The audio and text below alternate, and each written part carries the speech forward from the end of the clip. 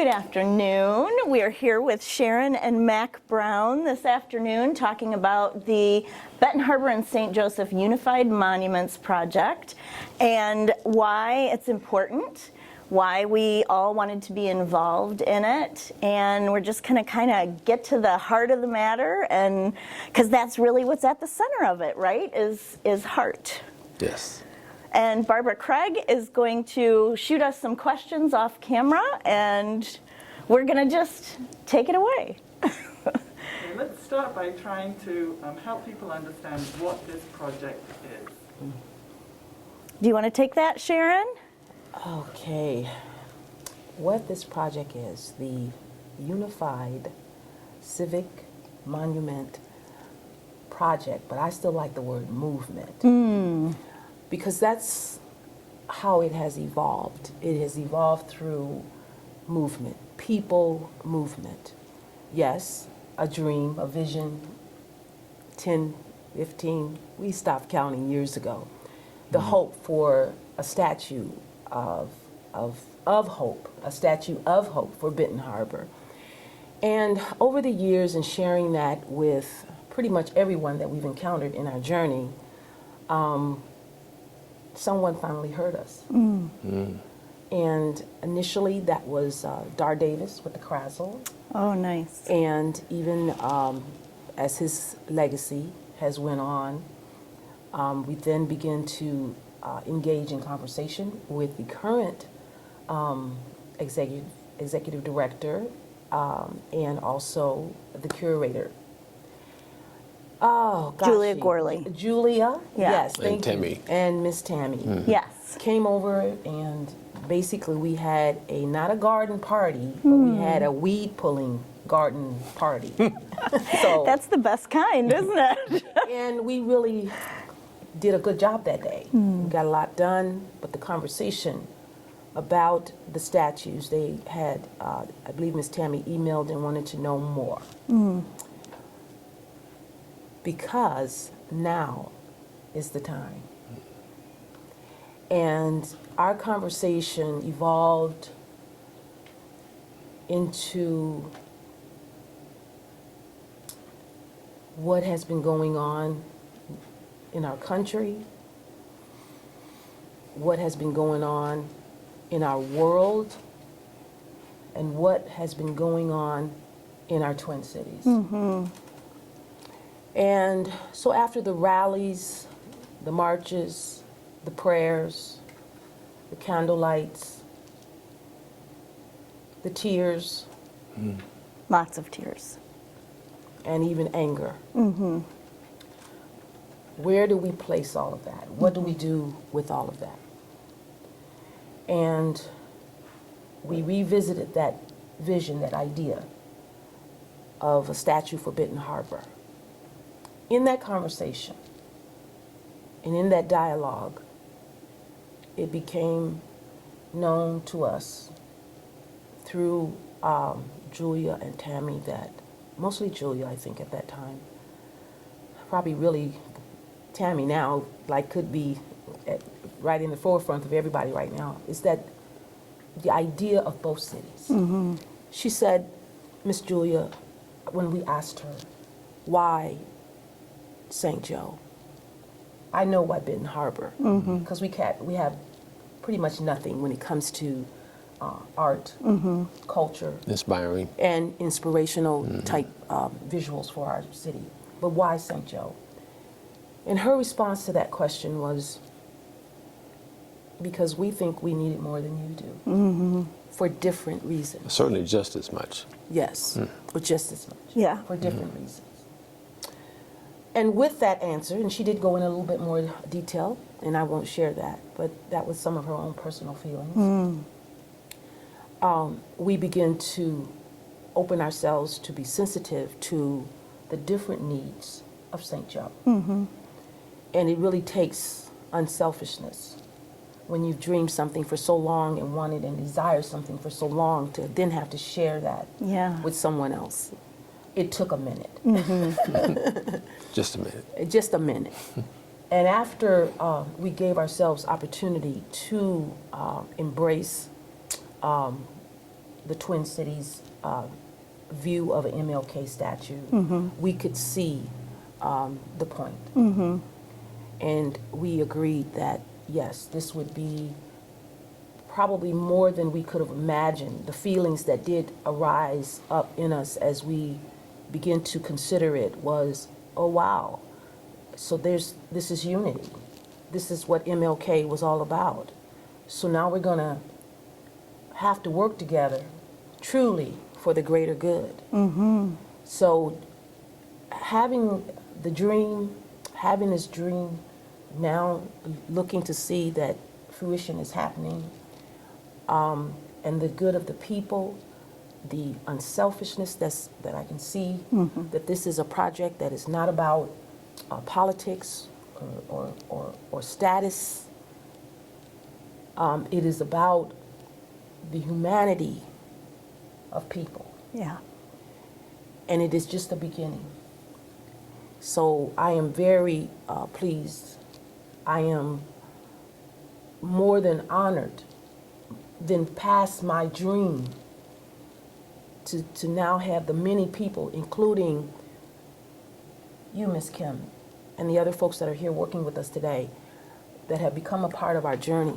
Is so many people that's behind the scenes right now that hopefully one day the Twin Cities will be able to see really what this journey has really been about. Yeah. So I'm very thankful for opening up to the project as a whole, and that meant a flood of new people in my life. So I'm very grateful for that. Likewise. We are. We are. For me, initially my involvement came out of something negative, and that was, there was the Black Lives Matter mural that was done in front of Benton Harbor High School, and St. Joe students. We have, my husband is taping, we have 2 seniors, our son and our nephew this year. I didn't know that. That's beautiful. They weren't so much involved, but I was aware certainly of what was happening, and a group of St. Joe students had requested permission to put a matching mural in front of St. Joseph High School. Yes, indeed. And sadly, the city declined. And so my knowledge of this came about as a conversation of, okay, what can we do instead? How can we honor what the kids wanted and what they felt was important because of, Mack, I saw you with a deep sigh when Sharon talked about the events of the last year. Oh, yes. And that's, that's been for all of us. Yes. Yes. I can't feel your pain, but I can empathize with your pain. And it has been such a year of you can't unsee it anymore. And so you have to get involved. You have to show up at the rallies. You have to talk to people about it. And you have to listen. And I come, from a background of producing and co-directing a show called Listen to Your Mother. That was a national show that we brought here, and Beth Hare-Lewis was my co-director. And Beth and I had some conversations. Wow. And you can't get to know people's stories and get to come to understand how much we share. That's right. And how there's always something in everyone's story that you can identify with. And you can't unsee people's humanity when you hear their stories. Exactly. Wow. So for me, this had just a lot of opportunities, to bring storytelling into it, which is so important to me, and which your beautiful place does, miraculously. It is a journey, to walk through. A lot of stories. A lot of stories. And a lot of beauty, and Yes. so much history. So much history. Yes. And we haven't heard that history for such a long time. Wow. Isn't that something? Because we're not taught, Right. and you have some awareness, but it's when you recognize the stories and you listen and you see each other's humanity. And I think when you spend time in other places, Yes. Critical. yeah, because you learn this right. place is weird. You know, It's true. you do. And it flows in learning. It does. So that's one of the things here, even at the gallery, and I think the whole movement, even with MLK, is that when you embrace the involvement of other people, as I was saying before, the flood that comes with that is just, you can't keep up with the learning Yeah. and the, we've always tried to, especially in corporate America, tried to make work fun. We're working, but we're having fun. And I know that when you embrace humanity, that doesn't have to be such an organized chore Yeah. of having fun. It becomes natural. And so when you find out that we are alike in some of our experiences and things that we enjoy, is because we're doing something that's naturally in humanity that should be going on. Right. And it is unfortunate that when we don't have those experiences, that we're really actually missing out of life. Yeah. There's life is happening, and we're missing out on parts of it. Yeah. And I know that some of the footage and some of the history that we were taught, especially when we talk about MLK, thank God his history is a little bit saturated more than a lot of what is in the gallery here. But at least with some of his presentations, he was, when you say it was about peace walks, but you could hear in his tenderness, you could hear in his patience with other people. And yes, were there things that he talked about that he would not tolerate? Was there things that he said, enough is enough, now is the time? Of course. But at the same time, he was always seemed like this gentleman that allowed you understand that I know I'm out here, and I know you've got feedback is going to happen, but come on, we're going to work with you. You don't have it, but we're going to work with you. And I think that often enough in our communities, there are some core folks that's willing to open themselves up to work with you. And that goes whether we're talking about Twin Cities, whether we're talking about St. Joe or Benton Harbor. But if we never take the time out to come to the table, we won't find out that you're willing to work with me. And Right. I'm willing to work with you. And do we have our indifferences? Yes. But your heart says you're willing to work with me. Yeah. And my heart says I'm willing to work with you. And MLK, that's really when some folks may say, why a statue? You know, it's this mass piece of something, you're going to look at it, you're going to pass by it. It is a reminder Yeah. that humanity can accomplish any good thing Yeah. that it sets out to do together. And it will overflow beyond our expectations of what you thought and what I thought. Because when we put all that heartfelt thought together, I mean, it's milk and honey. Yeah. For everybody to have enough. Yeah. And to share. And certainly the adults. I speak to the big people, the young folks. When we hear about some of the difficulties that they may be going through, or disappointments they may be having, it's up to the adults for us to pay attention and try to fix that. That is we are their gateway Yeah. for them to be able to be nurtured and to come up in an environment, you understand, that's going to be healthy for them to be able to produce. Right. So I'm just excited about the project and the MLK statues, and we want the young people to know we need you. We want you. I don't know what kind of marketing tactic that we can come up with to draw the community of all ages, but especially our young people. Yeah. We're old. We're not getting older. We're older, and we need to pass on that baton and allow our young people to hold up the banner. Okay? Yeah. And so they can march on with this thing. Yeah. So I'm on speed dial. I'm trying to get this done, get whatever, and then I need these young people to come on and get with this. Okay? And sorry. Not at all. Not at all. Your enthusiasm is so contagious, and just when you start talking about it, you can't help but jump on your energy. And, you know, there is something so powerful, hard, you know, it's like learning to co-parent with someone after being a single parent. It's hard, but it's incredibly worthwhile. And I think it's shared leadership.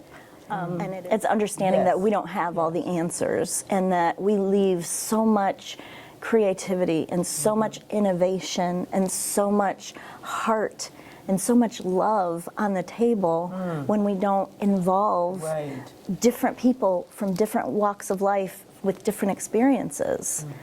So it's wonderful to experience your enthusiasm and to, Thank you. it's great.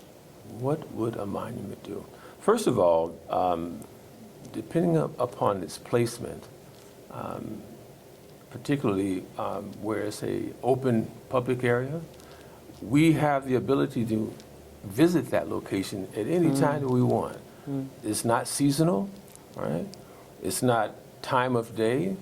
If there's a seating area around that monument, which we hope would be a very attractive place just to simply visit, flowers and nice plants and so forth, it should be an area that should actually attract people to come and just hang out and visit.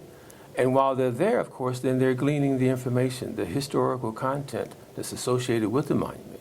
And so you can go for a walk. You can take your child in the stroller and you can share what's on that monument with the young people, hopefully, that are in your company. And then maybe even when you're away from the monument, you can speak about it when you're at the grocery stores, when you're at school, when you're in the hospital, when you're at the doctor's office, and say, listen, there's this monument, you know, that exists within the Twin Cities. You really should go and see that. And it is a point of inspiration for anyone that should go and then take it all in. You know, we unfortunately, we have a frame of reference that is different, you know, depending upon our household and our communities that we live in, but we still share and are affected by the same history. And so we have that common history that should bind us to at least appreciating historical things that are going on that we are in fact a part of. I love that. For me, you know, when monuments can be erected on purpose, or they can be symbolic. Yes. And we have a very symbolic monument in the bridge that, you know, we've talked in this community about a river dividing Benton Harbor and St. Joe, and that bridge, but the bridge joins Benton Harbor and St. Joe. It connects it, right? And because of the history of this community, that bridge is a monument and a symbol. And so to have, for me, it's the fact that we could have matching monuments in each city, and that it might create a reason for people to visit each city. And just as important, you know, going both ways on that bridge, right? So, because we have, you know, my husband and I had a restaurant in downtown Benton Harbor, the one with the big food sign. Yes. Yeah, that was years ago. That was our restaurant. Oh, goshy. And it was, you know, it was hard because there were still people in St. Joe who just would not go across the bridge. And I know that there are still people in Benton Harbor who just will not go across the bridge because we have this perception of each other, because we don't do this. We don't sit and talk together. And if these monuments could become gathering places, just like what you said, Mack, maybe storytelling places, you know, where we could come and gather and learn about each other and share and, you know, get to know each other and attach humanity to each other. You know, Ms. Kim, that's where my mindset, when we talked about the two statues, is that I did not want them to be as a divide. And I thought maybe if there was only the one, then we would have this one central place where the two could still come together. But with the two, what came out of this is that, and we're hoping to get participation from the community, is going to be the design. How can we, it hasn't happened yet. We don't know the design yet. Right. And there's so much time left for input that the design in themselves, you know, and I told Miss Julia, I told Miss Tammy, I need those two statues to connect. Yeah. Because they are going to still be in St. Joe and in Benton Harbor. I need them to lead us to one to the other, that you almost can't visit the one without getting it to go, you have to go visit the other. Yeah. So I don't know how, and you know, whether the craft person, the artist, and how we're gonna share with them that vision, that those two statues in some way they've got to lead you from one city to the other. Yeah. And so we're very excited about that part of putting that into the design, because you're right, that bridge can be looked at as a divide. And yet the bridge in itself is a connector. Isn't that the strangest thing? Yeah. So Perspective. it's perspective. It It's is. how, do you want hope? Are you looking for hope? Are you pushing hope? Are you selling hope? Are you selling things that that divide people, Vision. or you're going in the opposite direction of hope? Right. So I don't want to, maybe we shouldn't think about anymore the bridge being a divide. Yeah. Unless I've chosen. Did I make a choice to say that I'm going in the opposite direction of what connects? Right. No, I'm a connector. I want to be the one that vote for connecting, you Yeah. know. So the bridge isn't a divide for me anymore. Yeah. Whether it's in conversation or not, it connects us. Yeah. It I does. agree. Yes. Yeah, I agree wholeheartedly. And wasn't it MLK who said only light can drive out darkness? Oh, wow. See, stop. Now, see, that's deep. So we, you know, and he was, you know, I know, even though, you know, as someone who grew up in St. Joe, you know, I've lived in St. Joe most of my life. My parents graduated from St. Joe High School. My brother and I graduated from St. Joe High School. Our first generation of kids graduated from St. Joe High School, and this year our boys are going to graduate from St. Joe High School. So, I mean, I am ingrained, you know. Yes, Yet yes. we wanted to have a restaurant in Benton Harbor. And, you know, I wanted, when I brought Listen to Your Mother to this community, we did it for 3 years in 2015, 2016, and 2017. I wanted to do it as a way to bring together the communities of Benton Harbor and St. Joe through the stories of motherhood. Wow. Because that's very much what I identify with. I need you to get that back. Yeah, you know, I'm sorry I missed that. we could maybe do that as a fundraiser. Yeah, no, really. No, really. Yeah. Because, you know, you need to listen to your mother. Yeah. I won't go into it right now, but I'm learning Yeah, that you need to listen to your mother. yeah, It's very important, and I mean that today. Our young people, you need to listen to your mother. you do. And, She you know, actually is your first teacher. yes, very much So so. she lays the foundation for your life learning. Absolutely. And her values and her traditions become who you are. They Yeah. form your identity and your personality and your character. So Very much so. you should listen to your mother. Yes, I love that. I love that, Mack. Well, and it's, you know, something that I have come to understand. I was a single mom when I had my daughter, all by myself. I've, you know, very much been a part of helping to raise my stepdaughter. Then, you know, we have our son. Our daughters were 14 and 16 when our son was born, because we had experienced infertility. And then when our son was 12, we took guardianship of our 12-year-old nephew. Oh, wow. So Oh, wow. I have Wow, this wow. understanding that motherhood can take very many different forms. You can't know, put a value to it. You can't put a value to it. No, and it's about mothering, and it's about love. And that is something that I can identify so deeply with Martin Luther King Jr. about, because he was all about love and peace. And what lessons have we missed by not honoring him as much in the white community as he has been honored and revered, in the Black community? So to be a part of this and to have been other places and lived other places and seen that our separation that we experience here and the resulting disparity is not normal. It's not normal. And it has been created out of fear and not out of light and not out of love. And that's something that we really need to fix. And it is a life or death choice Indeed. for people. Indeed. And that is really, over the last year, what I think we can't, like I said, we can't unsee it, we can't ignore it.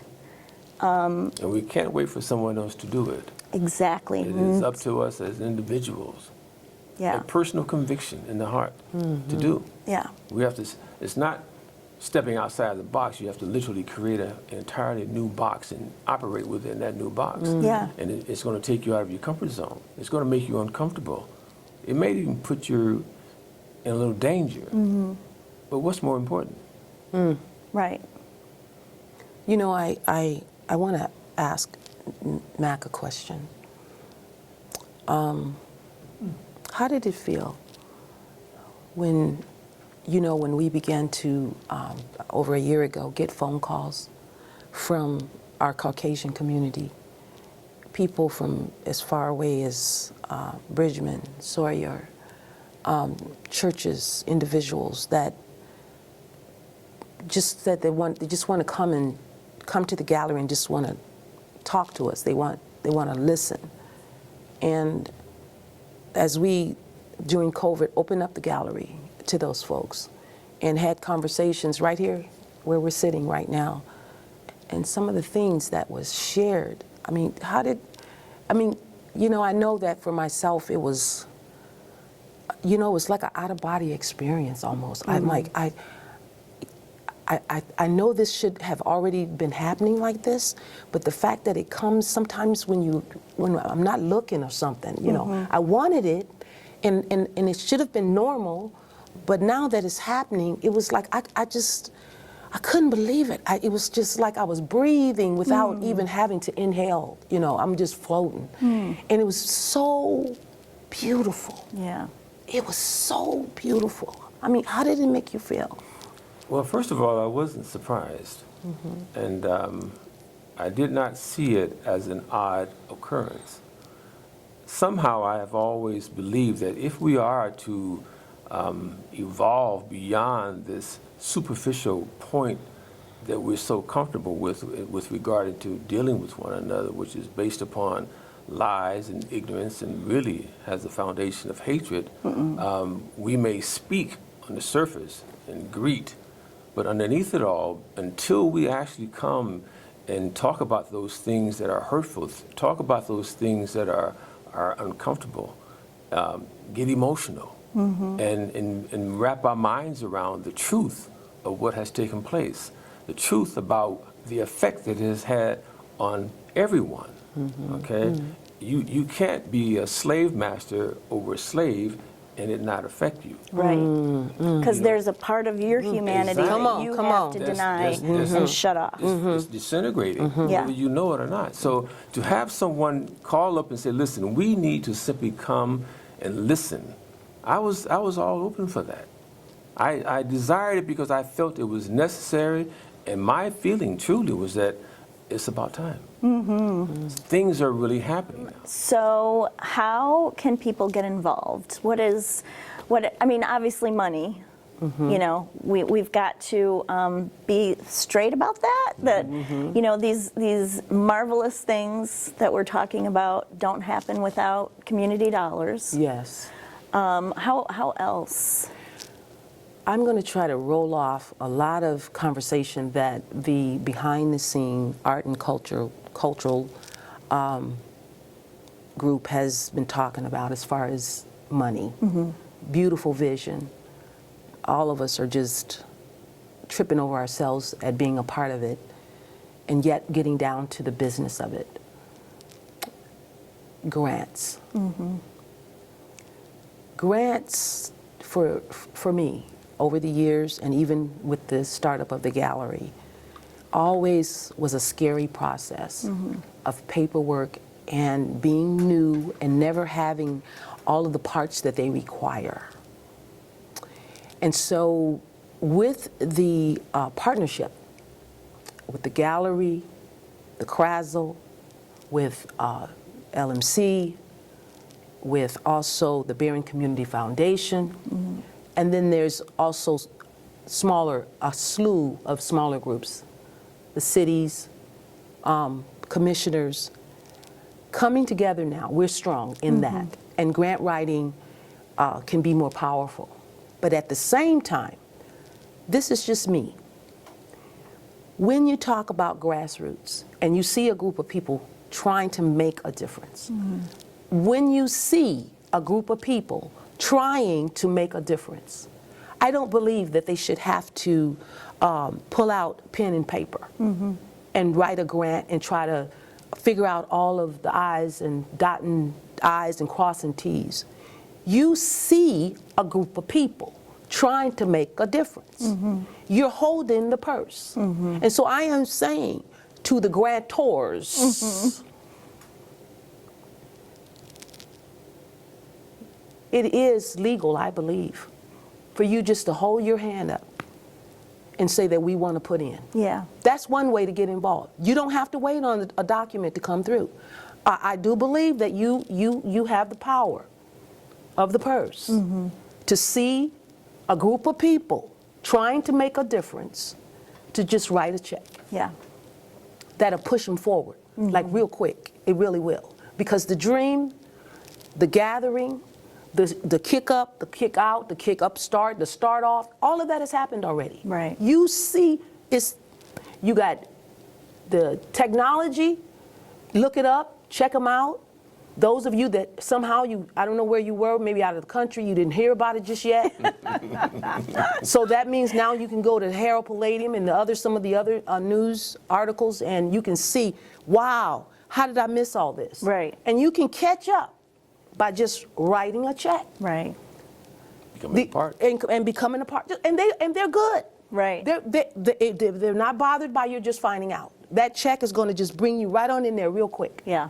The other way you can get involved, if you're hearing that someone's saying, I got to get on my Zoom, I got to get on the computer because I have a Zoom meeting to attend to, and it's about some MLK monument, Civic monument, how could you not ask them, what is that? Where is that happening at? Oh, right here where I live, St. Joe, Benton Harbor, and you don't want to get involved? I know that was not one of those people that was out there marching, that sea of people over there in St. Joe. I know that you are not being the unseen, doing the unseen thing. If you're one of the ones that were at the prayer visual out here at the gallery on the lawn out here. I was there. Okay. So when you're hearing now that something is coming out that we're trying to establish in our cities, not just to remind us, yes, of our tears, but also to push us forward. In hope. In hope. And there is some joy. Even out of those ashes, there comes some joy out of this thing. Because I am joyous about the fact that we are talking. And even the folks that are saying, we're talking, but wait a minute, I'm checking my temperature, I'm checking myself, but am I talking to you in honesty? Is this really me? Maybe I'm just finding me in this because it's new, this conversation is new. I'm saying there's a lot of ways that you can be involved, to pay attention, to not be part of the unseen any longer. And if there's other things that come up in our communities that still need to be addressed, other things, we've been through enough, but we don't get to put the stops and the goals on life, stuff still comes. Don't be the unseen if that ugly stuff starts showing up again. Another way you can get involved is that the folks that are out in the forefront, you know, we talk about the first responders. In this right now, this movement, we are the first responders. And if you could just give us a holler, like an email, a text message, if you could get on YouTube, Facebook, Twitter, whatever, and at least let us know you're encouraging us, that you see us, you see our efforts. You may not be able to write that check, but your encouragement means a lot. Yeah. Your support. So I'm really, we're not doing this to be alone. Right. We're not doing this so that we can be alone. We really need you. And if I knew the marketing tactic, the advertisement layout, the billboard, and the cards to be able to speak to you and to get your attention, that you actually are move into action, I would do it. I would do it, just to get through to you. So I'm hoping we hear from you, that we see you, and then we're all trying to do our parts in raising those funds. Yeah. And one of them is our legacy. We have in our the gallery is putting on first Sundays of the month legacy suppers, where families can get together. You got $10, you got $5, oh, you got $100, and put $1,000 together. And that is going to be a huge, big blessing to the project. And not only just that you did your part within your family, but then your family's namesake. So if you're the Joneses, you the Williams, you know, we've been hearing about you, you know, you've been a big part of the community, and you feel like you're really famous because you started the first business this, and you did the first this and the first that. Legacy, so that your name can be at the monument. Get the family together. And once you pitch in together, that $1,000 will not be overwhelming. And then your name will be placed somewhere at the monument for legacy's sake, for your name's sake, that you were a part of making this happen. And people will know that for years to come. I love that. I love that.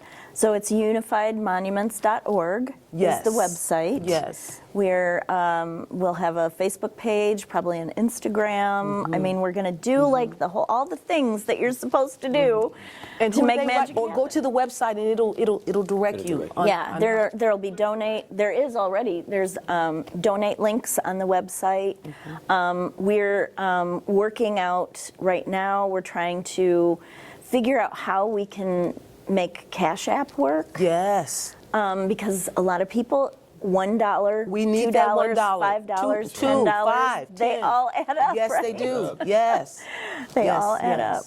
You know, I wanted to try, if I could, to sing a song that many, many years ago, when I probably was in I'm thinking 5th or 6th grade, this wonderful opportunity came along for myself and 2 other siblings to go to Warren Dunes to camp for 2 weeks.